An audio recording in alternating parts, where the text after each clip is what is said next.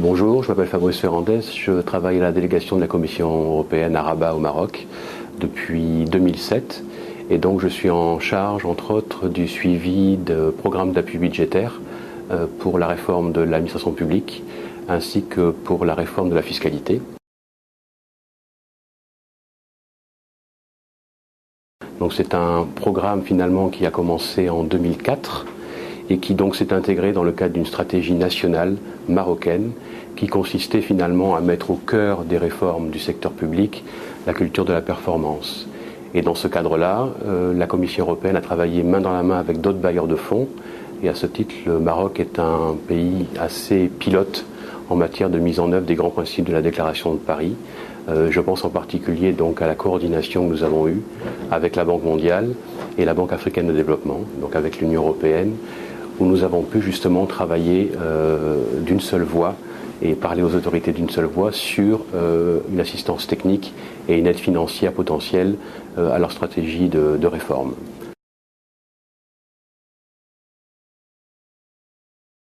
Donc plus spécifiquement, ce programme de réforme de l'administration publique a débuté en 2004 et s'orientait sur trois grands volets. D'une part, donc, la réforme des modes de gestion budgétaire au sein de l'administration publique. Ensuite, la réforme de la gestion des ressources humaines. Et le troisième volet consistait justement à essayer d'aborder une meilleure gestion et un meilleur contrôle de la masse salariale. Tout ceci devant concourir à essayer de renforcer la situation macroéconomique du Maroc. Le Maroc, il faut le savoir, est un pays qui, depuis donc, les années 90, a mis en place un ajustement structurel conséquent et donc a réussi justement à consolider ses finances publiques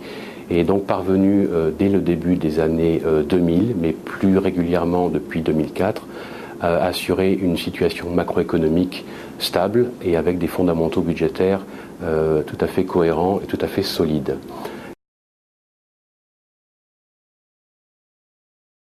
Il était tout à fait normal justement que la Commission européenne appuie les efforts du gouvernement en matière de renforcer la transparence des finances publiques, mais aussi renforcer l'efficacité des politiques publiques, tout simplement, puisque à côté de ces grands programmes généraux de réforme, la Commission européenne appuie aussi des programmes plus sectoriels qui consistaient justement à améliorer la capacité de l'État à mener des politiques sociales, en particulier beaucoup plus efficaces, et qui soient à même justement de juguler toutes les problématiques relatives à la qualité de l'éducation, la qualité bien sûr de la santé dans ces pays. Et donc il faut vraiment concevoir et comprendre ce programme général de réforme de l'administration publique en haut d'une pyramide de programmes d'appui qui justement devrait concourir et concourt actuellement à améliorer l'efficacité des programmes de dépenses publiques du pays et du gouvernement en particulier. La Commission européenne a débuté son dialogue avec les autorités marocaines en cohérence aussi avec les autres bailleurs de fonds, la Banque mondiale et la Banque africaine de développement. Et l'objectif de ce dialogue était essentiellement, d'une part, d'identifier les grands besoins de diagnostic pour essayer justement de bien identifier les principales faiblesses de l'administration publique marocaine en matière justement de gestion managériale et de gestion financière. Et donc il a fallu justement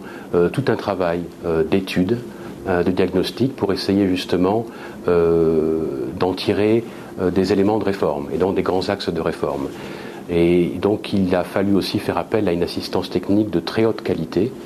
pour pouvoir justement aider et accompagner les autorités marocaines dans le diagnostic justement des grands processus qui gouvernent justement l'administration publique. Je pense en particulier à toutes les nouvelles techniques de programmation budgétaire. Je pense aussi à toutes les techniques de gestion des ressources humaines. Il a fallu en particulier travailler sur la mise en place des nouveaux outils de gestion prévisionnelle des emplois qui permettait justement de faire le point sur l'état actuel de la gestion des ressources humaines, d'en identifier les faiblesses et donc de parer à ces faiblesses avec une sorte de rationalisation de la gestion des ressources humaines. Et je crois qu'à ce titre, le Maroc est un des rares pays qui a conçu la réforme de son administration publique, non pas seulement, comme c'est souvent le cas, sur la réforme du processus budgétaire, mais surtout sur l'aspect qualitatif de ces ressources humaines, puisqu'au final, c'est bien justement l'appropriation par les administrateurs des nouveaux modes de gouvernance publique qu'on permet justement d'améliorer les grands délivrables en matière justement de grands programmes de santé ou d'éducation. Et donc je pense que c'est vraiment la particularité de la réforme au Maroc et bien sûr de l'investissement et de l'accompagnement des grands bailleurs de fonds dont l'Union européenne.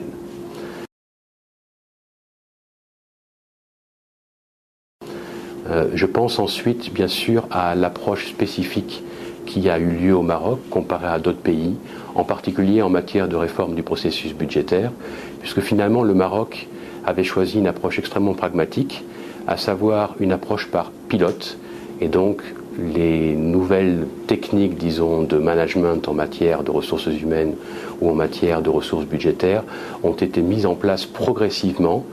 sous forme de manuels, par exemple, pour développer, je pense spécifiquement à un nouveau contrôle, donc de renforcer beaucoup plus la responsabilisation des gestionnaires, d'éviter de trop se focaliser sur un contrôle des dépenses publiques ex ante et d'aller plutôt vers un contrôle des dépenses publiques ex post, et donc de développer aussi des nouveaux types d'audits et de contrôle qui se focaliseront beaucoup plus sur les résultats et beaucoup moins sur les procédures ex ante. Alors bien sûr, ça demande aussi une grande responsabilisation de la part des gestionnaires et donc des programmes de formation importants. Et à ce titre,